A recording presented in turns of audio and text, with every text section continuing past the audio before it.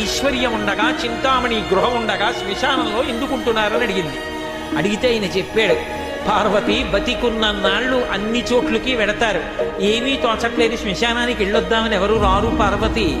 నేనంతవాణ్ణంటాడు, పొడుగ్గా ఉన్నానంటాడు, తెల్లగా ఉన్నానంటాడు, పండితుండంటాడు, పద్యాలు నాకు నోటికొచ్చంటాడు, ఉపన్యాసం చెప్పగలనంటాడు,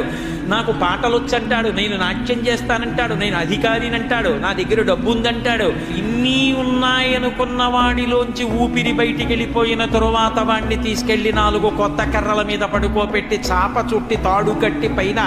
నూలుబట్ట కప్పి తీసుకొచ్చి అన్నీ తీసేసి కర్రల మీద పడుకోబెట్టి కాల్చేస్తుంటే జీవుడు లేచి నిలబడి పుర్రె పగిలిపోయిన తరువాత కన్న కొడుకు కూడా స్నానం చేసి వెళ్ళిపోతుంటే చీకటి పడిపోయాక, అయ్య బాబోయ్ చుట్టూ ఉగ్రభూతాలు, నా వాళ్ళన్న వాళ్ళు లేరు, వీళ్ళని నమ్ముకున్నాను, ఒక్కడు లేడని ఏడుస్తుంటే నేనున్నాను రా అని చెప్పడానికి నేను కూడా